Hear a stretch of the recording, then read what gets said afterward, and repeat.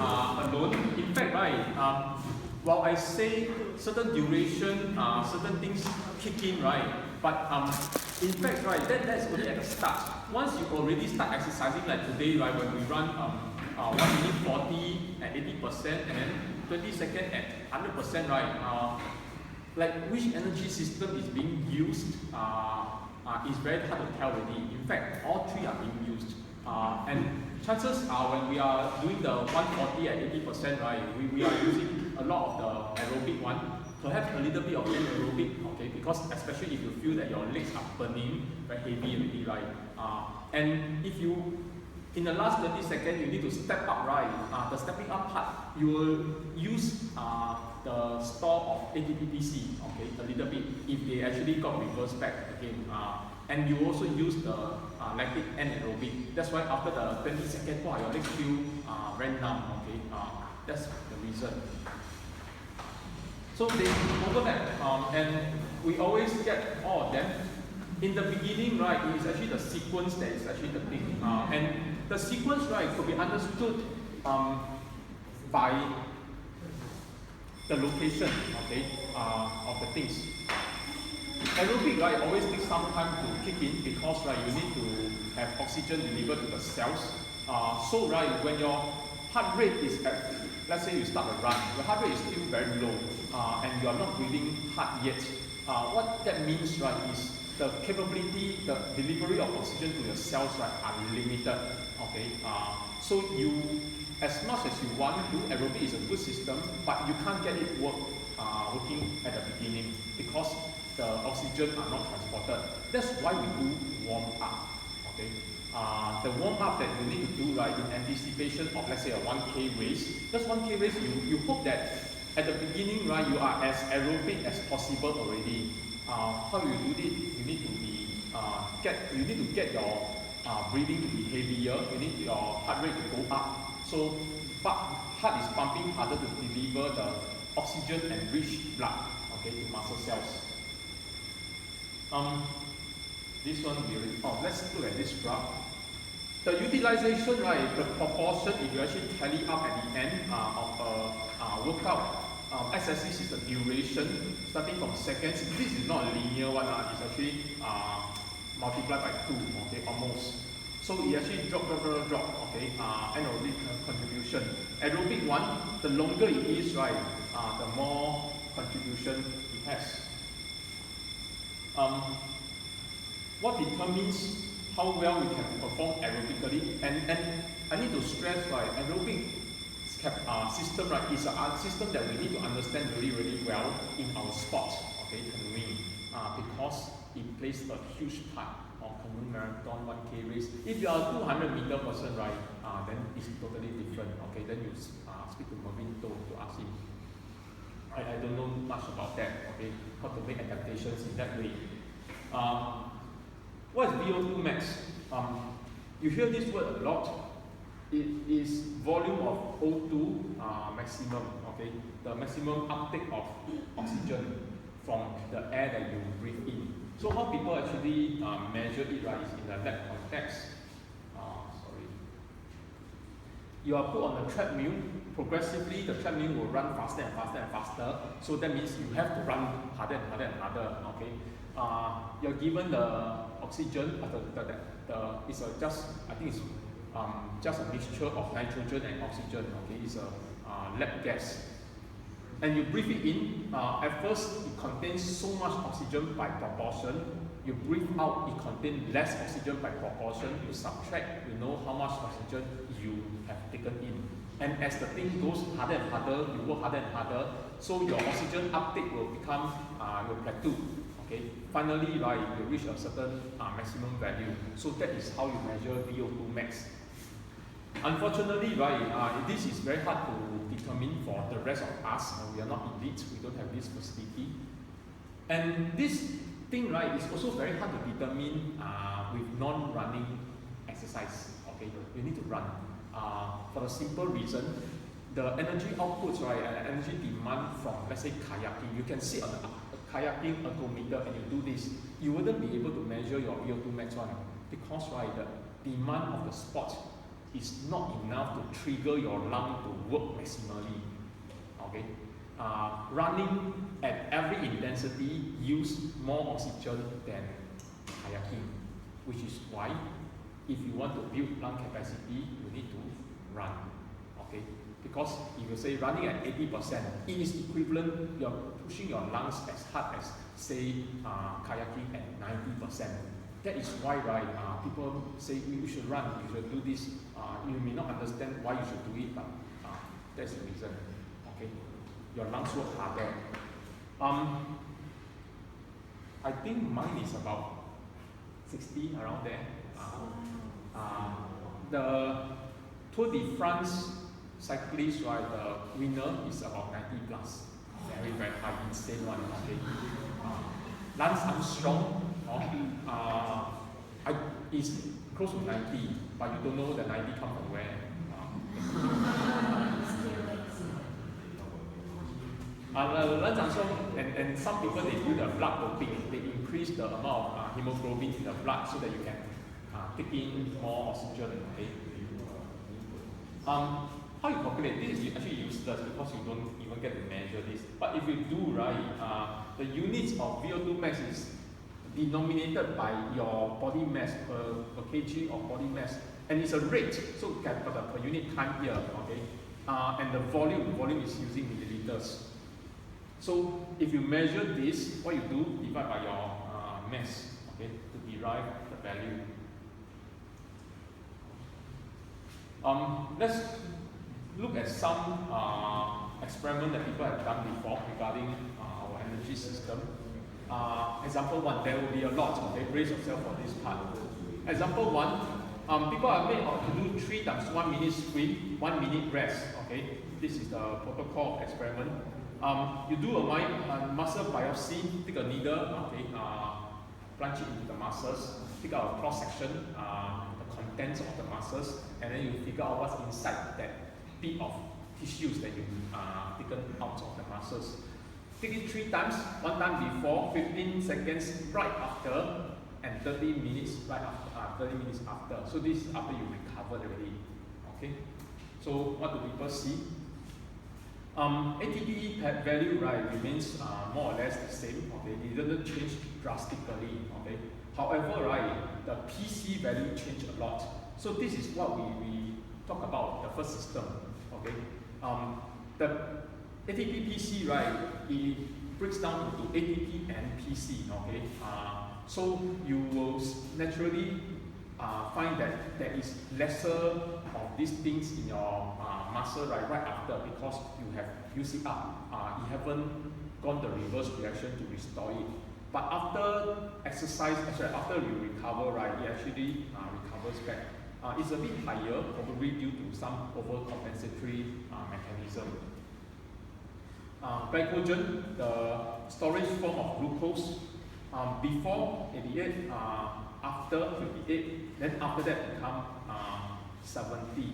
So this is the muscle glycogen, what is inside the muscle. Then you got to think, okay, how come before it's 88, after naturally it decrease, but how come it goes back up again?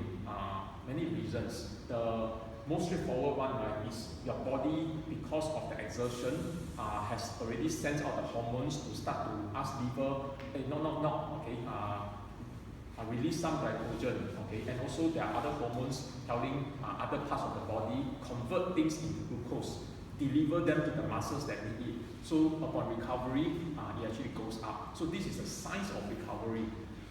Lactic acid, how much? At first it's very minimal, then it shoots up very, very high. Probably this is close to threshold already because you're doing 1 minute, 100% time, okay? So it's really close to threshold. Recovery, drop back. But this recovery, right, is still much higher than here. It needs actually a long time to drop back to normal level. In fact, days, okay? Hours, not days. So this tells you that the lactic acid system, right, is the primary source. The glycogen dropped a lot. That's because it's consumed by the anaerobic process, and the lactic acid correspondingly increased. So these two, right, one drop, one increase, tells you that this is the system that's being used. Well, I'm just showing you the science behind what you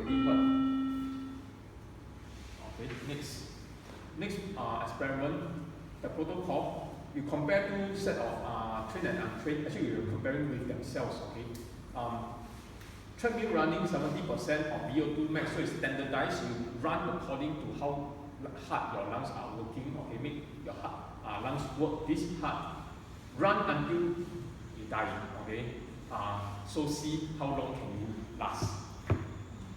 So for this is a long duration exercise endurance. So in endurance, right, what happens to the glycogen content?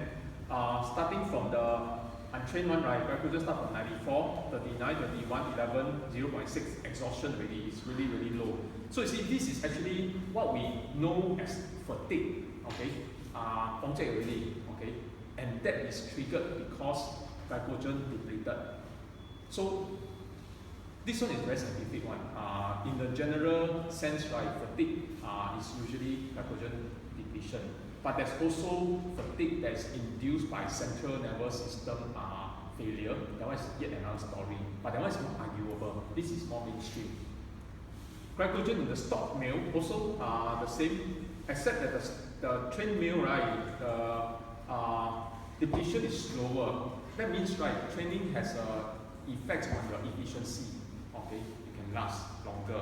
They are not running at the same speed, by the way, but they are running at their own individual 70% VO2 max. Okay, this one I covered already. Next experiment, glycogen degradation rate, how fast glycogen falls. Okay, trained and untrained subjects again at different VO2 max. Okay, so you have different percentages. Then you see the amount of glycogen utilization. So as you work harder, VO2 max, as you are working harder, right, 20% compared to 40, compared to 80, right, the 80% use glycogen much faster compared to 20%. That's to be expected. When you are working slower intensity, you wouldn't be using so much glycogen, okay? Trained and untrained also got difference. Next, example 4 already. Trained runners, 70% VO2 max.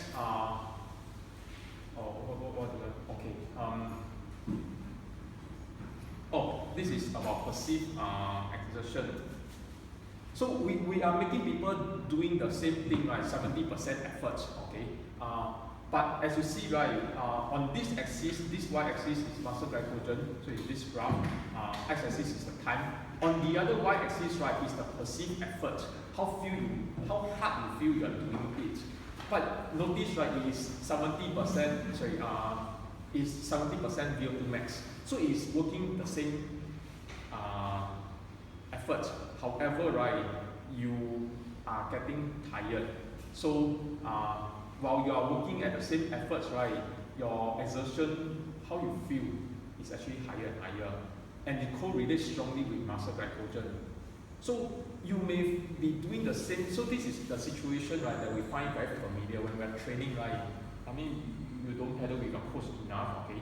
But if you think of the past, right, you're pedaling very hard already, and you think you're fast, your coach will come beside you, humiliate you, ask why are you so lousy, why are you so slow, slower than the grandmother, and then you say, oh, I'm really going all out. You see, why is it that there's this difference? Because you perceive it harder than what you're actually doing. And perception, right, is important because it actually indicates to us our stress level already, okay? How difficult our body is, the biochemistry.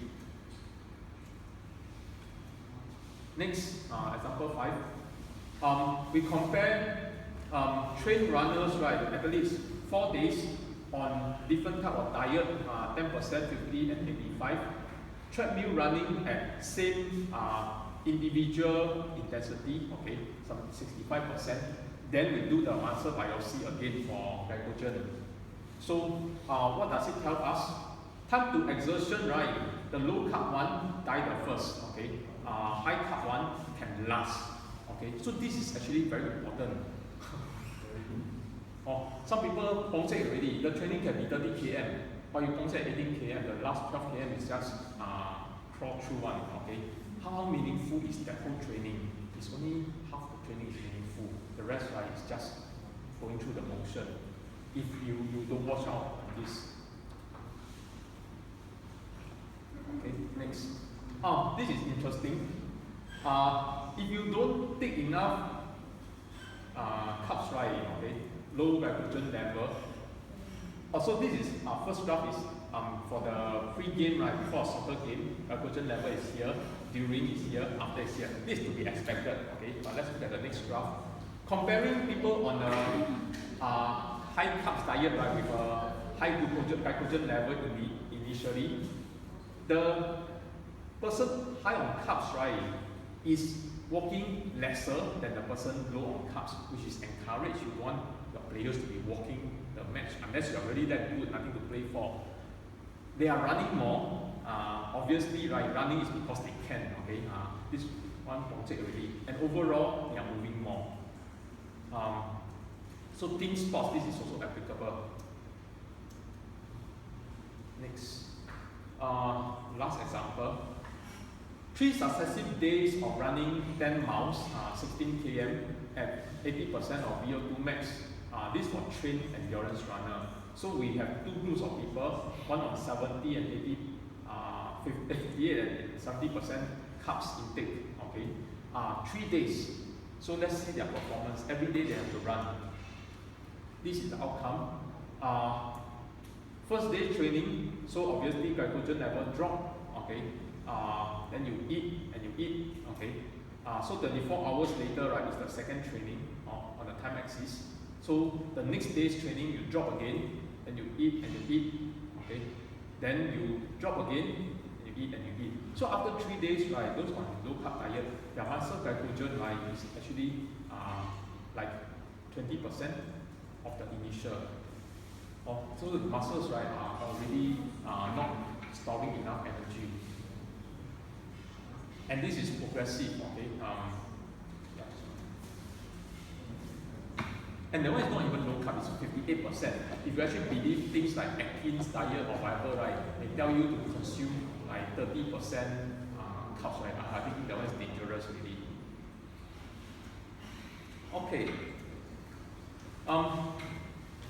Effects of exercise on blood sugar. This one I think we need to understand what is the role of blood sugar. When muscle glycogen, right, is used up, then blood sugar, right, will be the one to do the transport. Okay, blood already contains some sugar, so blood sugar used to top up the muscle. But this is a homeostasis process. Blood sugar top up the muscle at the same time, right? Something will trigger release of more glucose into the bloodstream to continuously top up the muscle. So the blood is like a medium, okay. But when the blood sugar is too low, right, what will it trigger? So this is the healthy one. You want the liver to be giving you glucose. But at the same time, right, there are multiple pathways, okay, in the same happening at once. Besides triggering the release of glucose by liver, right, the body will also trigger breaking down of protein to release amino acid for metabolism to give you energy. At the same time, it will also trigger the enzymes, right, necessary for metabolism of fatty acids. So everything is at once you need energy. However, right, you can't control, I want this, I don't want that. Okay. So once blood sugar level is very low, then you will inevitably cause all this to happen. Let's talk about carbohydrate storage in the body. Actually, I think this slide is in the wrong place, we can go mind. How much our muscles store? Then about, okay. Most of it is stored here, but you got to realize that this is the whole body, and no sport use the whole body like in equal proportion. So, so liver glycogen is actually a huge store because, right, it is huge compared to individual muscles. So liver stores more glycogen compared to individual muscles. That's the message that you need to get from these numbers. Blood glucose level is very low, and you actually don't use it, you don't deplete it. Okay, it is to be held stable one by homeostasis as far as possible. Okay. Sorry, all this biochem. more about the lack of carbohydrate. I think this is important. Blood sugar falls, right? There will be this thing called cortisol. Cortisol is produced by our adrenal gland. Okay, adrenal is at renal. Renal is kidney. At renal, adjacent to kidney. Okay, it's just a gland that's next to our kidney, somewhere here inside. Okay, so it produces this stress hormone called cortisol. Cortisol triggers breaking down of muscles. Okay, breaking down of protein into amino acid for metabolism. So this is catabolism. Catabolism is breaking down. Anabolism is building up. Okay. Yeah. And remember, right? Besides the fact that when you use protein, if you actually use protein as a general fuel, if you eat a lot of meat, right, and you use the meat to bulldoze your way through, right, that one already is dangerous because it produces a lot of the ammonia, okay, and the toxic chain of products. At the same time, if this will also, if this happens, right, to your own muscles protein, then you are actually countering the effect of what you are trying to do, which is training and making muscles stronger. Okay, you're not building them up so much. So what we want to do, right, is always right to keep the blood glucose level healthy, give it some replenishment, keep the homeostasis stable. We don't want fluctuations. So this is not to suggest that you should start to eat a lot of more carbo-rich things, right? Eat sugary stuff. That one is actually causing irregularity. And remember, I'm saying stability. Okay. So if you like in a 30K pedal, right, your blood sugar, your glycogen store will drop and drop and drop. And blood sugar may not able to keep up with the drop. Blood sugar level will also because liver also use up, and the protein also not delivered. Converted it to glucose fast enough, blood sugar start to drop, right? Your brain will start to get affected, your fatigue will come in. Your brain, right, primary fuel or only fuel is glucose. Some people say the ketone bodies, but actually I don't know what is that yet. But anyway, right, there's a lot of negative impact. So you really want to keep your blood glucose level stable. So that's why in the race you need to be eating, okay? Always topping it up. Don't eat when you feel hungry or tired. That's too late already. Okay? Perception is always the later part of the whole thing. Or when you feel thirsty, too late. Also, keep calm. Keep your mind peaceful so that you don't add on to the stress level, your perceived stress, okay, everything.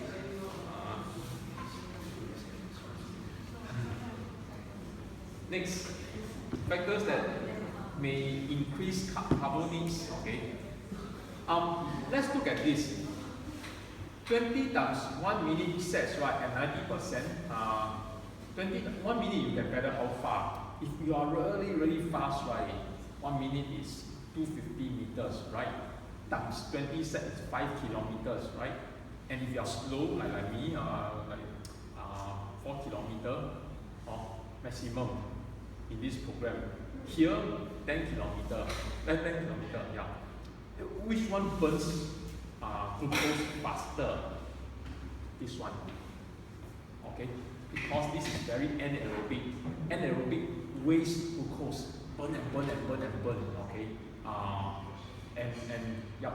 So that's why, right, some people come up with a program, 50 times 1 minute, actually I think it's unrealistic one. And especially when people say 50 times 1 minute at 90%, come on, who has so much stock hydrogen to do that, okay?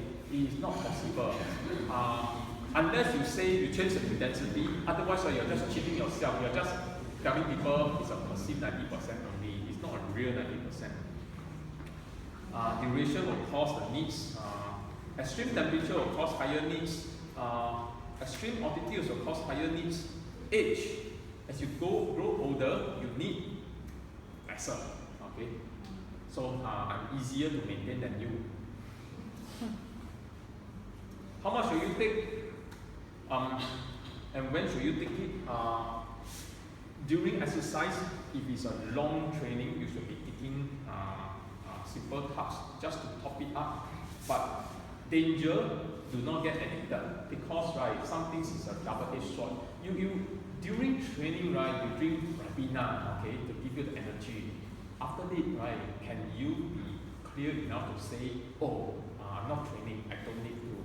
This is dangerous, because right, usually we carry habits from when we are training into when we are not training. Just think about your exam break. Okay. Everyone put on weight during exam break, right? Or holiday.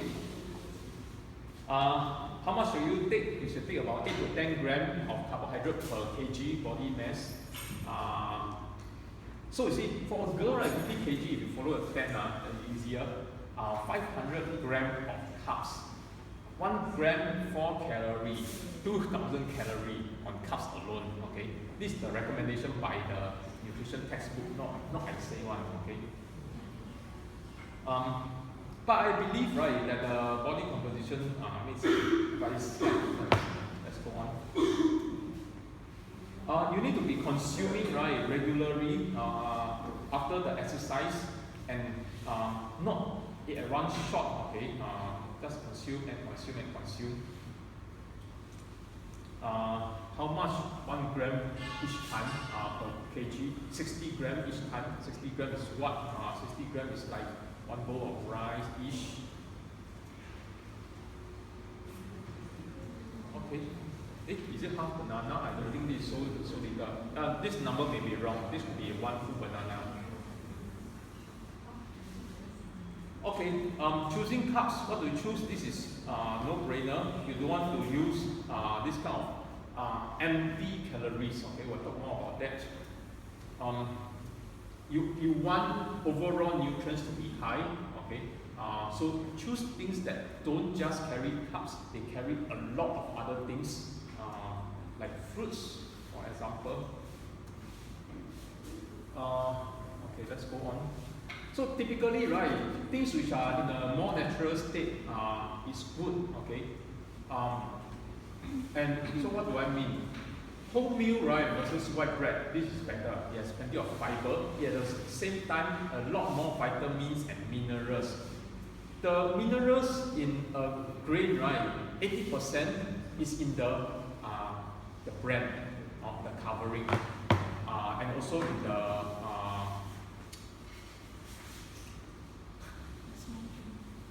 forgot the word. Never mind. So when you refine the grain, right, you remove the covering. So most of the minerals are gone. So don't do that. So brown rice is also better. Banana better than banana cake. Okay. Apple juice. Apple juice, right, and Coke, they are the same thing. For goodness sake, it's just a different packaging. It's just one have carbon, the other don't have. One has citric acid, the other one don't have. They are the same thing. They are just sugar, water. Okay. Biologically, they are equally harmful. So don't ever believe that. Oh, I trained already, right? My friend drink Coke, I drink apple juice. They are healthier. Nonsense. This is already disproved by science already.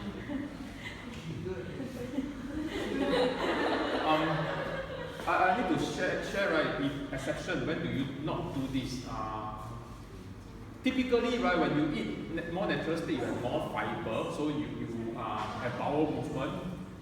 When you are sick, right, your system are lethargic, so you will want to just take something simpler, easy to digest. When you are racing, right, also you want easier to digest stuff also. And you don't want to go into the race, right? Halfway through, third portage, instead of running to the other place to put down your coat, you run to the toilet. Okay, dangerous. My friend, my student, ex-student, last year marathon, he trained very hard, but 千算万算没有算到during the marathon, right, need to go toilet, so you lose 5 minutes, so it's very fatal one. And but actually, I have had this experience before a long time ago, when I'm inexperience. So these kind of things right, you need to avoid one. You need to know how to avoid it. More about fats, okay? Saturated, are they good or bad? I give you the short answer first, later on there will be a video, bad, okay? Some people tell you that, oh, fats don't raise cholesterol because there was a 2013 study, okay, and fats don't cause heart disease, atherosclerosis. Not true. It is still contributing, okay? When they say that, right, they are actually saying that there's something worse, and there's something worse is actually sugar. Next, polyunsaturated fatty acids, right? This is found in what? Found in plants. So, like in the kitchen, right, of those outside stores, okay, they always have this metal tin of oil, correct or not? Some of those metal tin, right, on the outside, the printing, print a lot of vegetable, fruits, and they say vegetable oil. Actually, it's not true. A vegetable you squeeze also won't have oil come on. Those leaves and fruits. It's actually plant oils, okay? It's come from usually seeds, okay, and the grains themselves. This kind of oil, right, is generally no good as well because the many double bonds are prone to rancidity, okay, easy to turn bad, okay. And what causes reaction? What causes rancidity to happen, right? Exposure to atmosphere. So if you have a piece of chicken wing placed there, chicken wing fried with what? Those cheap oil, okay, which is the normal oil that you see. Chicken wing put on the table, right? Don't eat after a while, right? It is already exposed to environment. It's already turning rancid, okay, as you watch it. And in the pots, right, the next chicken wing, heat also cause it. So the oil, right, at high temperature starts to react, certain things starts to break down, change into forms that your body is not supposed to take. So all these things, right, when you take in, it become alien to your body, it causes bad reactions, it causes inflammation in general, okay? So you don't want to eat so much oily food outside. That is the reason, okay? Because outside, no fats is good one.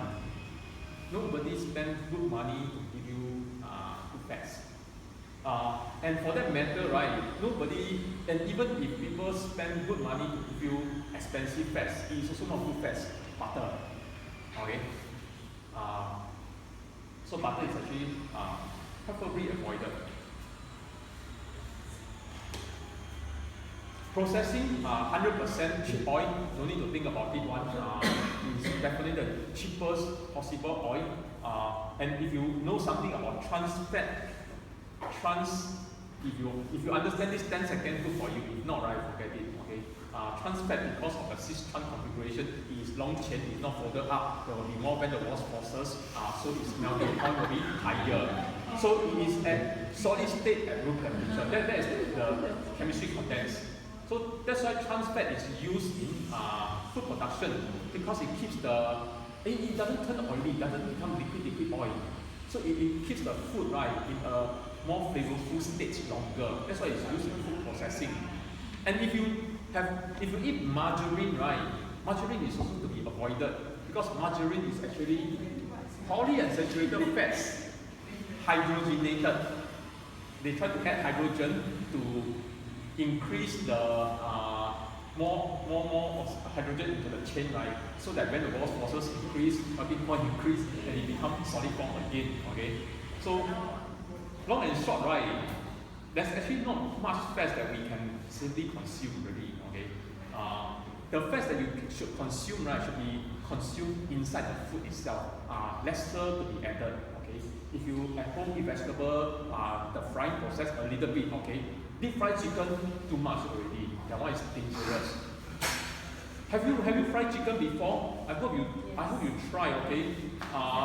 When you put one pot of oil, right, and you fry, after that you see, the volume of oil drop by a lot. And you understand, right, conservation of mass, where do you go, okay? Yes, that's true. Part of it is evaporated, okay?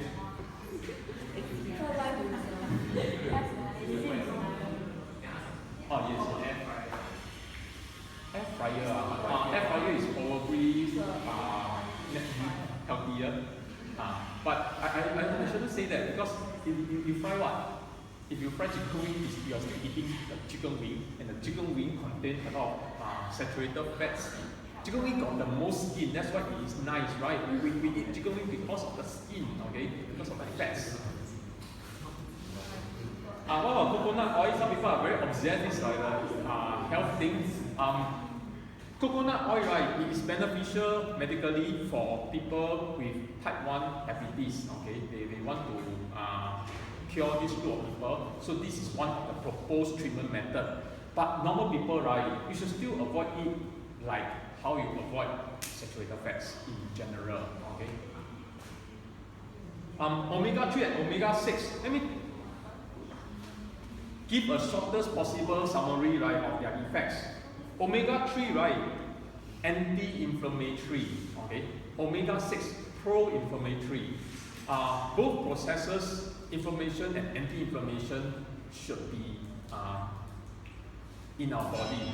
The capacity to do both. Why? Because, right, when you get cut, the infection, right, you actually need the inflammation process to promote the healing. Thereafter, right, you want the healing process, when it's done, right, to stop. That's the anti-inflammation part. But if you overtake things that promote inflammation, right, your body is inflammatory even when you are not sick, right, then it is dangerous.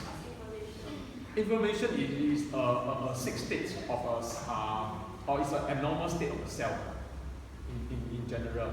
It's a state in a heightened and inflammation doesn't just happen like on the wounds, okay? That's where we can see inflammation can happen in the, for example, right, the blood vessels, okay? So that is actually the dangerous part. Why people get high cholesterol? Why people say high cholesterol is bad and so on? It leads to heart disease. It's because, right, in your arteries, especially the one near your heart, the inflammation, right, chronic inflammation. Chronic means long term. It will cause some hardening effect. It will also cause depositions of more prone to depositions of cholesterol and turning into plaque to eventually, right, choke up the arteries. And when the blood flow is constricted, right, one day cannot flow, then heart attack. Or if it's in the veins here, one day blood cannot go into your brain, stroke. Or if it's inside, cholesterol can also form inside, block up the small capillaries there, right? Clog up already, right? Stroke, blood clot, burst. Then you get a blood clot, right? Then after that is paralyzed already. If it happens near the motor control part. So it's really dangerous, okay? So what to do? Home cook more. Don't reuse oil. Some elderlies are very thrifty, okay? They don't want to throw away the oil. Oil used, throw already. Cannot keep on, okay? Don't use high heat, okay? High heat, deep fry, okay? Stir fry vegetable, this kind of normal. I think it's acceptable. I cook all the time, so I know, okay? What are the good oil? You can forget about this one. I'm not too sure, okay? I wrote that some time back. I need to think about it again. Olive oil is generally accepted to be the least harmful, okay? So olive oil is good, but olive oil, the downside is cannot be too hot. Its smoking point is very low. So once the pot too hot, right, the olive oil will start to burn, okay? Olive oil cannot handle high temperature, in other words. Oh, delete this line. Delete this line. Shouldn't be there. This line, I think. What do you mean by butter is not always butter? What do I mean? Like you see a butter cake outside, do you think they made it with butter? Cannot be, right? If the butter cake sold at Giant supermarket, $2.90, which part is butter? I don't think so, I think it's non-butter one, fake. Okay. For that matter, right, like the croissant, okay, smells so good, right? It's fresh. How much of it is butter? Actually, very little. They will have used those hydrogenated vegetable shortening, okay? And that one, right, is put things into your arteries one, okay? trans fat. Thick things, right, which already has the fat. Omega 3, we need to actively take a little bit more because, right, we in our diet we are taking far too much omega 6. Remember just now the two opposite effect. 3 is anti-inflammatory, 6 is pro-inflammatory. However, right, the balance is tipped all the way to the 6th part because of all the processed food that we eat. Okay, so you should drop the 6, but at the same time try to raise the 3. I don't know how to raise it actually, it's very difficult. Seeds and nuts is the best source, okay. Deep sea fish, but this is controversial, I'll show you a bit. I don't have the video, I think it's very today. But deep sea fish, right, mercury, okay, give and take. So which the pros and the cons, right, it may not be so clear cut now.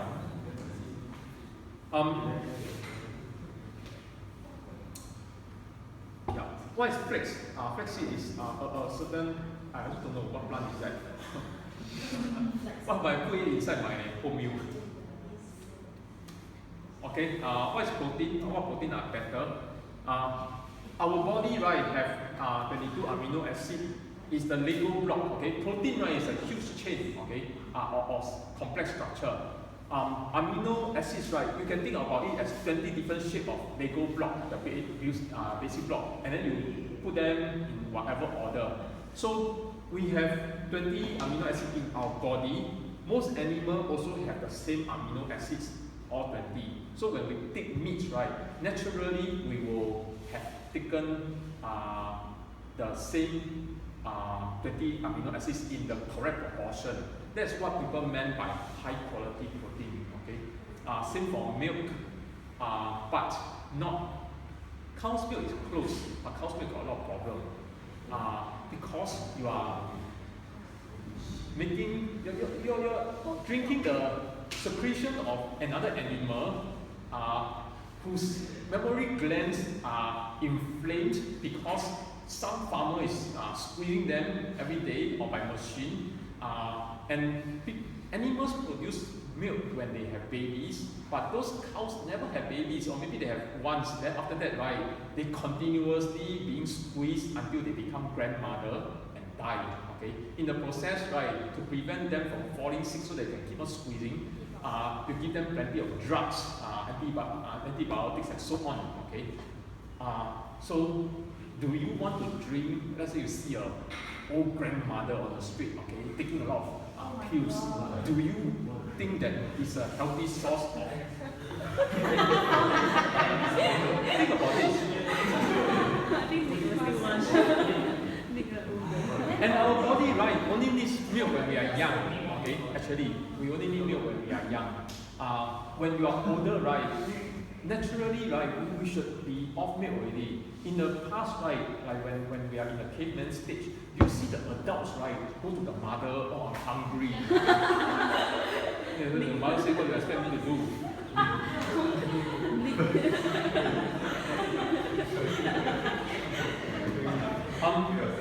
If you are a poor man, right, in Africa, you need to watch out because if you only eat a single plant, for example, some African country, right, there's only one crop, corn, okay? So they will get amino acid deficiency, okay? Especially, right, if the crop that they eat don't have all 20, but say 19. And the 20th one that they don't have is actually something called the essential amino acid.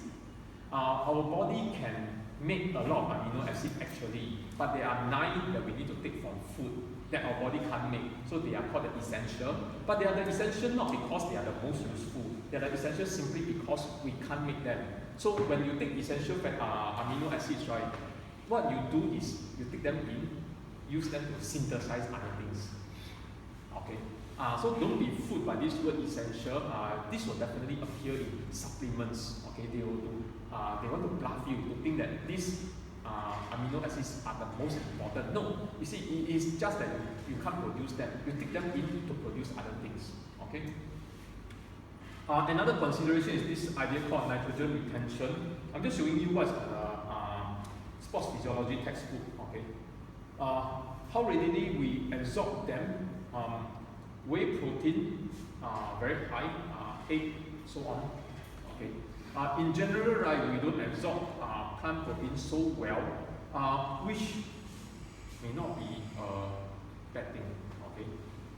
Because without explaining. How much protein should you take? Endurance. Let's talk about the healthy one. Okay. This one is the agreed upon value, right, by World Health Organization and also American FDA, Food and Drug. Food and Drug. What's the A? Never mind. Whatever the A is. Is it association? I don't know. Is it authority? Maybe. It's actually healthy sedentary adult, right? Normal adult, 0.8 gram per kg body mass. So athletes, right, in the sports science textbook, is recommended is about 1.5 times already. Okay. If you are strength based, right, is already 2 times the recommended intake. So if you, I don't know canoeists fall under where, okay, because I think it's iffy. We are obviously not a Kenyan marathon runner, but we are not a lifter. So I think we are somewhere in between 1.4 to 1.6. Okay, I think that's my deduction. So you typically need something like 70 to 90 grams depending on your mass, then about. How can you get this 80 grams for instance? You look at the combination of all these, right? You can easily hit 80 already. You just have 5 slices of bread, 20, 30, 45, 65, 95. Did I count already? No, okay. Yeah, this is already 95 grams. A lot already. There is a study, right? I can't find the source, unfortunately. I remember this study, but I can't find that out to do it in. It's better that you take it regularly through the days, okay? Avoid peaks and valleys. Effects, this one I'll show you the video.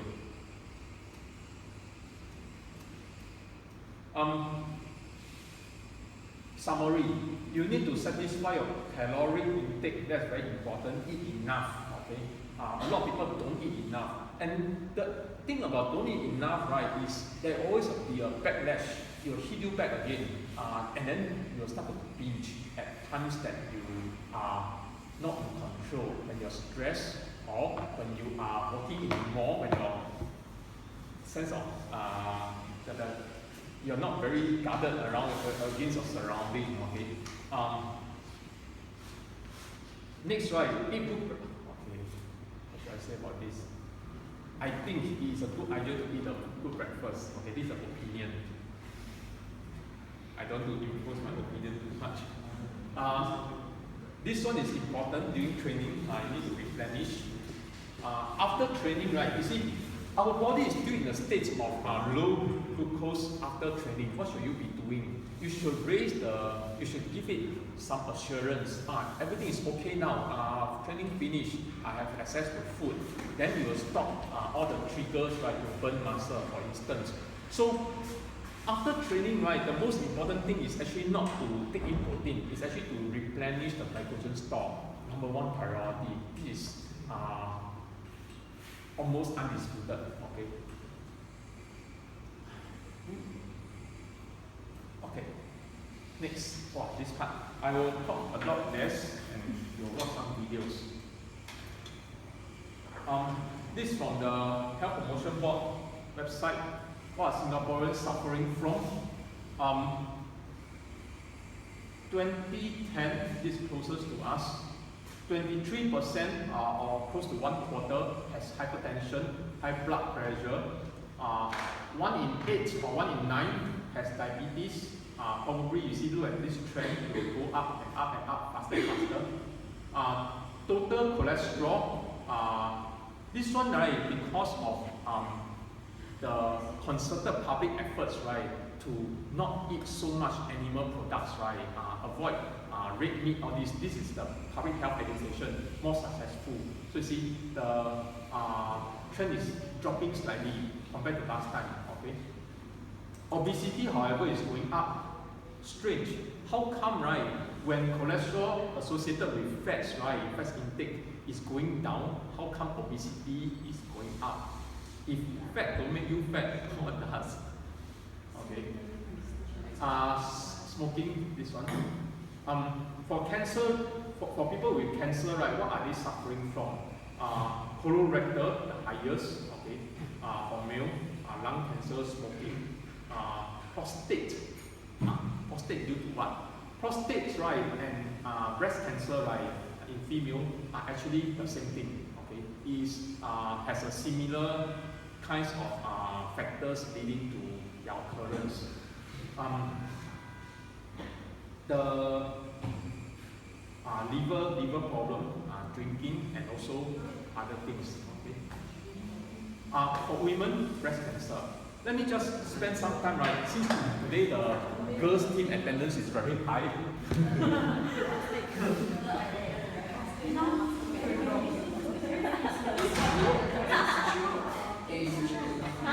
You daily smoking? No. Oh, sure. Okay. For girls, right, when you're young, your body actually has a very low estrogen level. When you reach puberty, you shoot up, okay, then you become a woman. And in most part of your adulthood, right, is the same. Then suddenly, right, it goes down, okay, menopause. Men also have, okay. However, right, when you start to take, this is very well known already, the research. Countries which take a lot of dairy products, right, like the Scandinavian country, the European country, US, their breast cancer rate, right, goes up very, very sharply. It's much more than Asian country. And Asian country, you see, we are already very high. And why are we now also inching up? Because we are starting to be like Westerners. Food of affluence. So what is triggering that, right, is that in milk, dairy products, right, there's this insulin growth factor 1, okay, highly associated with triggering the estrogen level. So you see the blood is IGF-1 level high, estrogen level high, okay. So lifetime exposure to people who take a lot of dairy, right, the estrogen is like this. Okay, they have puberty earlier. So if you 从小就喝牛奶粉 okay, drink and drink and drink and drink. For girls, right, you see nowadays primary 6 you don't feel, the boys will feel very sian. Okay, you see your friends, right, the girls all line up at the back of the class, then in front of all the boys have a puberty. And they are doing their puberty earlier and earlier. So you see the area of the graph, right, is the lifetime estrogen exposure.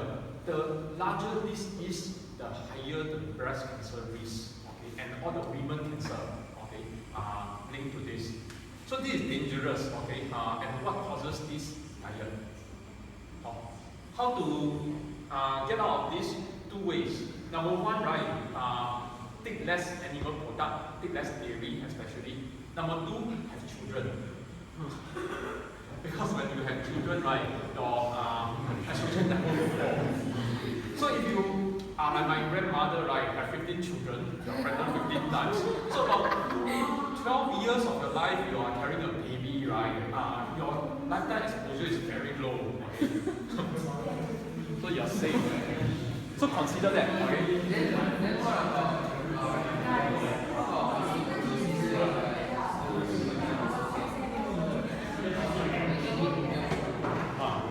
question here, osteoporosis. Osteoporosis is the loss of calcium, right? The loss of the bone density. Your bone become more porous. Is milk helpful? Short answer, no. Okay. Why so? Because, right, linked to milk is also other habits. Like for example, you may have taken a lot of animal products, or overall protein level is high. The getting rid of the protein from your body is a difficult process. Okay. Protein metabolism creates acidic byproducts. To balance it out, right, your body needs to use base. Okay, base are minerals in general, calcium, magnesium, so on. So heavy consumption, excess consumption of protein, right, one of the side effects is it will cause leakage of minerals from your body. The old thinking is that when you are losing calcium, right, where do you get the calcium from to balance the acidic byproduct of excess protein? Bones, okay? So there's a leakage from bones. But there's also other findings to show that actually it's the protein that it's the calcium that you take in to compensate for the acidic byproduct that you create. So the milk, right, it is like equally out. You won't get to retain more calcium just because you drink it. That's the long and short. Do you think cancer you can just take vitamin D? Sorry? To like retain the calcium, you take vitamin D. Vitamin D is made by our body. Okay. And it's not the biochemistry, right? It's actually not. There's no one solution, one. Okay. There's no one ingredient missing. It's usually, right, if it's missing, it's a lifestyle that causes it to be missing. And when your lifestyle is in a certain way, you're not just missing one thing, you're missing like almost everything. Unless you are like the African, right, who's only eating corn and they are just missing one amino acid and they get a certain disease. So if you solve that problem, you solve their disease. But for us, right, it's a lifestyle thing. It's a lot of things all packed together. Hence, how we die, okay? Out of this is percentage, okay? So these are all percentage. Of all the people who die, right, 1/3 of us will die of cancer. This is scary, okay? I hope it start to make you think a little bit. The days where people just sit on a rocking chair, rock, close their eyes, then the grandfather go already. That kind, right, I don't think it will be our destiny anymore. We will be in a hospital with a lot of things, okay? We will die of cancer, 1/3 of us will die of cancer. And this is the recent statistic, you see, it's 2013, 14, 15, 3 years, it's stabilized already. Pneumonia, I don't know why so high. Heart disease, let's look at number 3, number 4, number 6, and number 8. All these numbers you add up, right, that gives you another 40% each. So 3 plus 4 already 7.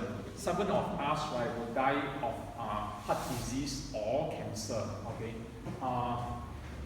we wouldn't die of old age. Okay. Let's watch videos.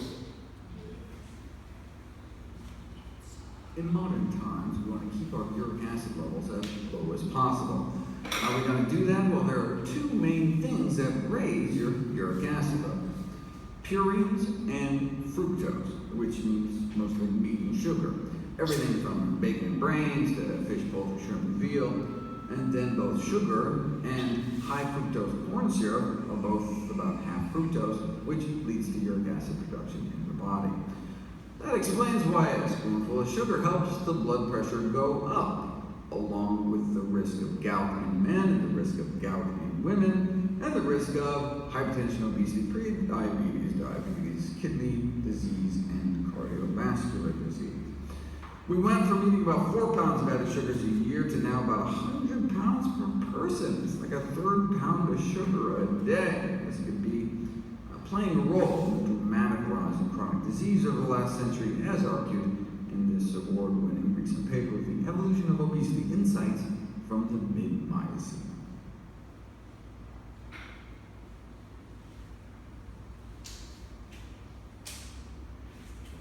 Disease was the leading cause of loss of life and health then, and remains the leading cause today. Some things got better, like HIV/AIDS, but others got worse, like chronic kidney disease. The tens of thousands of deaths and the hundreds of thousands whose kidneys failed completely, requiring kidney transplants or lifelong dialysis. And about 1 in 8 of us now have chronic kidney disease, whether we know it or not. And most of those with chronic kidney disease don't know it. About 3/4 of the millions affected are unaware their kidneys are starting to fail. It's particularly worrisome given that early identification provides an opportunity to slow the progression and alter the course of disease. So what can we do about it? The Western-style diet is a major risk factor for impaired kidney function and chronic kidney disease, also known as the meat-sweet diet or standard American diet, causing an impairment of kidney blood flow, inflammation, and subsequent leakage of protein in the urine, and a rapid decrease in kidney function. Table sugar and high fructose corn syrup is associated with increased blood pressure and uric acid levels. They can both damage the kidney. And saturated fat, trans fat, and cholesterol found in animal fat and junk food negatively impact kidney function as well. The consumption of animal fat can actually alter the structure of the kidney. And animal protein can deliver an acid load to the kidneys, increase ammonia production, and damage the sensitive kidney cells. That's why restricting protein intake is recommended for preventing kidney function decline. Though it may be animal protein in particular, not just protein in general. So the source of the protein, plant versus animal, may be more important than the amount regarding adverse health consequences. Animal protein intake has a profound effect on normal human kidney function, inducing what's called hyperfiltration, increasing the workload of the kidney. This may help explain why our kidneys fail so often. Unlimited intake of protein-rich foods, now generally regarded as normal, may be responsible for dramatic differences in kidney function between modern human beings and their remote predecessors who hunted and scavenged for meat here and there. Sustained rather than intermittent excesses of protein requires us to call on our kidney reserves continuously, causing a kind of unrelenting stress on our kidneys that can predispose even healthy people to progressive kidney scarring and deterioration of kidney function. It's like always revving our engine into the red. On the other hand, administration of an equal quantity of vegetable protein does not appear to have the same effects. Eating meat, for example, increases the workload on the kidneys within hours of consumption, but apparently taking care of plant protein appears to be a cinch. This is done with beef, but any animal protein will do. Eat a meal of tuna fish, and you can see the increased pressure on the kidneys go up, again, within just hours, for both non-diabetics with normal kidneys and diabetics with normal kidneys. If instead of having a tuna salad sandwich, you have a tofu salad sandwich with the same amount of protein, no effect. And same thing happens with eggs and dairy protein, both in people with normal and diseased kidneys. Short-term studies have indicated that substituting plant proteins like soy for animal protein is associated with less hyperfiltration and protein leakage, therefore slowing deterioration of kidney function. However, the long-term effect has not been adequately studied until this study was published in 2014. A 6-month, double-blind, randomized, placebo-controlled trial, soy versus dairy protein.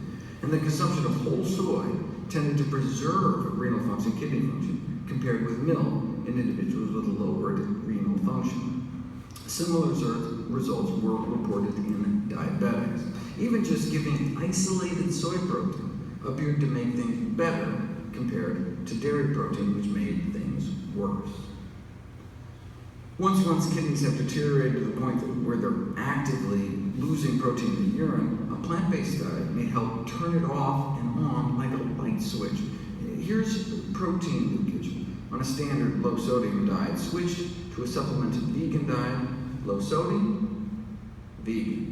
Low sodium, vegan.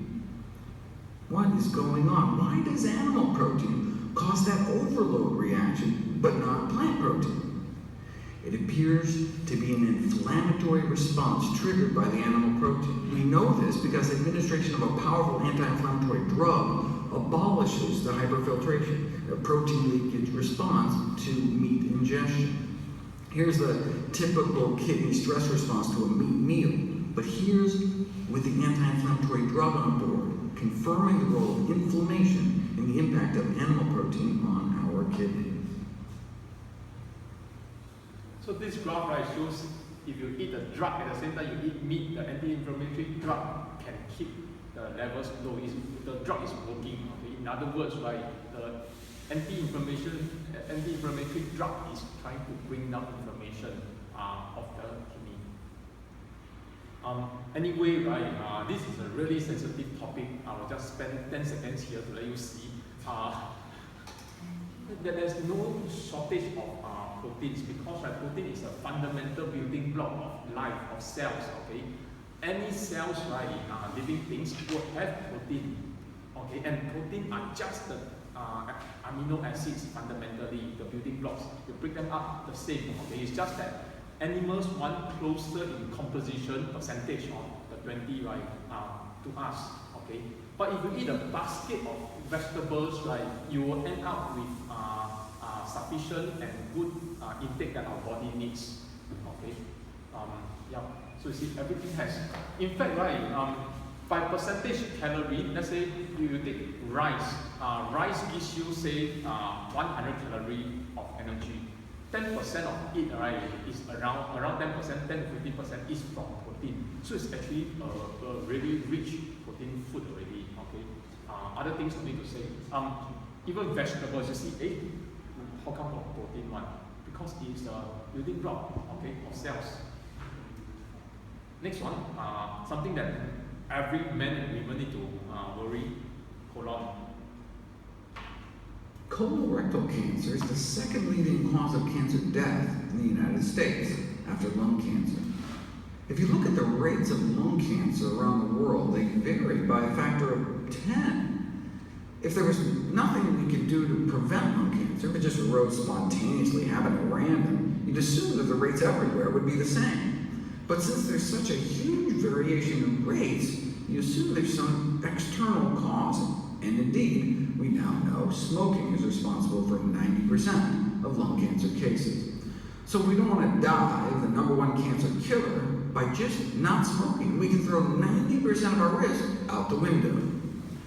For colon cancer, there's an even bigger spread, bigger variation around the world. So it appears colon cancer doesn't just happen, something makes it happen. Well, if our lungs can get filled with carcinogens from smoke, maybe our colons are getting filled with carcinogens from food. Researchers from the University of Pittsburgh and the University of Limpopo sought to answer the question, why do African Americans get more colon cancer than native Africans? Why study Africans? Because colon cancer is extremely rare in native African populations, like more than 50 times lower than rates of Americans, white or black. It's the fiber, right? Dr. Burkett was the first to describe the low incidence of colon cancer in native Africans, ascribing it to their traditional staple diet that was high in whole grains and therefore fiber content. Seems you get about a 10% reduction in risk for every 10 grams of fiber a day, so hey, if it's 1% drop for each gram, and they're eating upwards of 100 grams a day, well, that could explain why colon cancer is so rare in sub-Saharan Africa.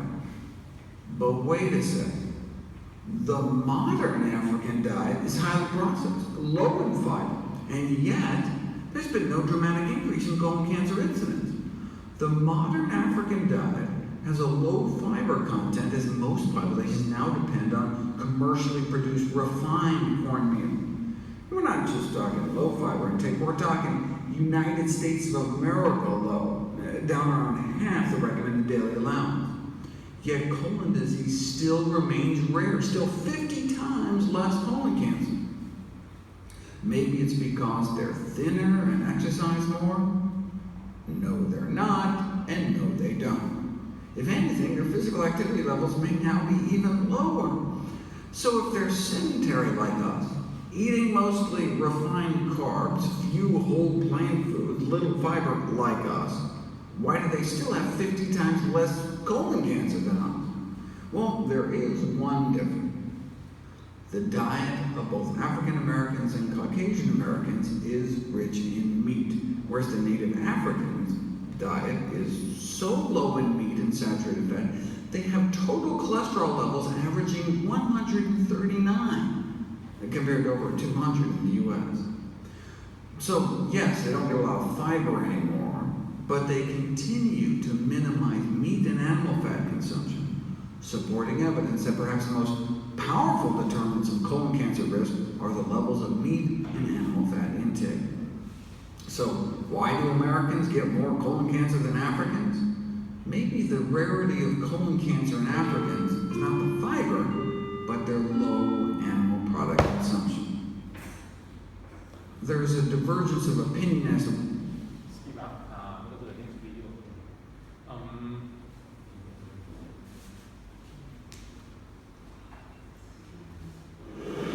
Skip this one as well. And skip this one. observational studies along with the experimental trial. And that's what we got in December 2013, concluding that multivitamins appear to offer no consistent evidence of benefit for heart disease, cancer, or living longer. Why though? Aren't vitamins and minerals good for us? Well, one explanation for this result could be that our bodies are so complex that the effects of supplementing a few components is generally ineffective or actually does harm. Maybe we should get our nutrients in the way nature intended.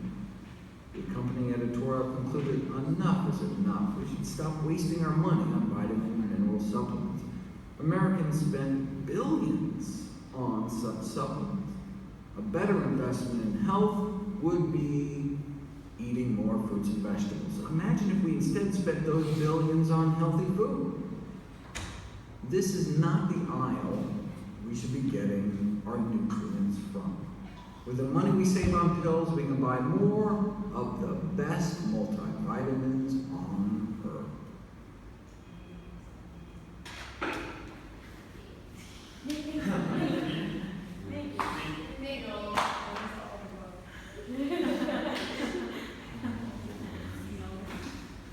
Hey, I'll get the one. Who said this one? Me. This is what I always tell my students. I say, right, if you can't get over a chicken wing, you are just a chicken wing. What kind of life attainment can you have when you can't get over such a low level thing? Okay. So in life, right, I think as you all mature, you will have higher and higher life attainment that you want to reach. So right now, when you are young, I think one of the things that you can set yourself right is a disciplined lifestyle. Get all these trivial kind of things because your life you have a lot of distractions and desires to overcome. Now you're trying to overcome a chicken wing. Later on, you may need to overcome the greed, lust for power, whatever. Okay, one more. Okay, last part I'll just really go through very, very fast. Okay, this idea called caloric density. In the same amount of food that we're eating, how much energy can you get? That's caloric density. Second concept, nutrient density. In the same calorie of food that you are taking, how much nutrients do you get? Okay, so which is important? The second one. So what's the difference? This is calorically dense. This is nutrient dense. Okay. Let's take a look. Side by side comparison, animal and plant-based products. In terms of cholesterol, this is adjusted for per 500 calories. Also compare the same calorie. So this is nutrient density. Animal-based products do not have cholesterol because they are plants. Plants don't produce cholesterol. Okay. Saturated fats, plants on a basket of plants, right? They are 4 grams. Okay, it's natural. Animals 36. Protein about the same order of magnitude. Okay. Beta carotene, the things that protect your eyes and your brain. This one is a no-brainer, you see. Dietary fiber, animal, right? If you happen to eat dietary fiber, that's because you are eating the undigested roughage in the pig intestine. You are eating the fiber left over in the organs. Where else? Animals don't have fibers. Okay. Vitamin C, this is no-brainer as well. Folate is one of the vitamin B's. Okay, B vitamins. 1,000 times higher. Vitamin E, much higher. Iron, you see, we think that iron, right? A mineral, iron in what? Your mom will tell you, right? For girls, when you lose blood, you eat what? Pig liver. You see, 补血, rich in iron, right? Or have the strong iron taste. That's why the pig liver is not very palatable.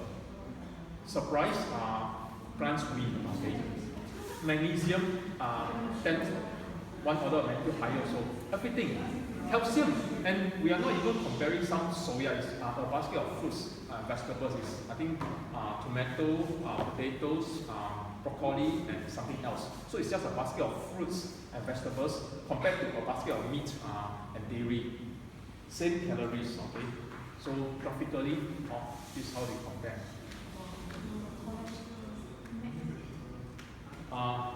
One last video for the day, but not the last slide yet. Decades ago, we started to get the first inklings that a plant-based diet may be protective against diabetes.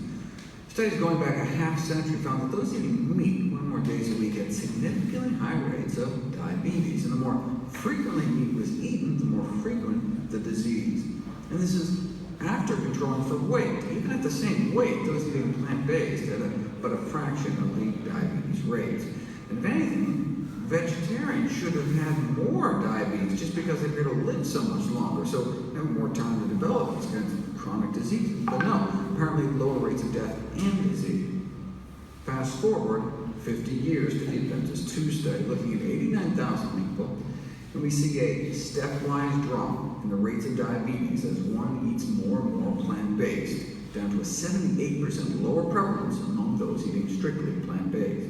Protection building incrementally as one moved from eating meat to eating less meat, to just fish, to no meat, and then to no eggs or dairy either. We see the same thing with another leading killer, high blood pressure. The greater the proportion of plant foods, the lower the rates of hypertension. And the same with excess body fat. The only dietary group not on average overweight were those eating diets composed exclusively of plant foods. Again, the same incremental drop with fewer and fewer animal products. This suggests it's not black and white, not all or nothing. Any steps we can make towards eating healthier may accrue significant benefits. Followed over time, vegetarian diets were associated with substantially lower incidence of diabetes, fewer new cases, indicating the potential of these diets to stem the current diabetes epidemic. What about eating a really healthy diet with just little meat, or is it better to eat none at all? Well, we have new insight this year from Taiwan. Asian diets in general tend to be lower in meat, higher in plant foods compared to Western diets. But whether a diet completely avoiding meat and fish would further extend the protective benefit of a plant-based diet wasn't known until now. Traditionally, Asian populations have had low rates of diabetes, but a diabetes epidemic has since emerged and appears to coincide with increased meat, animal protein, and animal fat consumption. But the westernization of Asian diets also brought along a lot of fast food and junk. So these researchers at the National University didn't want to just compare eating vegetarian to typical meat eaters, but compared Buddhist vegetarians to Buddhist non-vegetarians eating traditional Asian diets. Even the omnivores were eating a predominantly plant-based diet, consuming little meat and fish, with the women eating the equivalent of about a single serving a week, and men eating a serving every few days. That's just 8% of the meat intake in the U.S., 3% for the women. The question is it better to eat 3% or 0%? Again, both groups are eating healthy, zero soda consumption, for example, in any group. Despite the similarities in their diet, and after controlling for weight and family history and exercise and smoking, the men eating vegetarian had just half the rates of diabetes, and the vegetarian women just quarter the rates. So even in a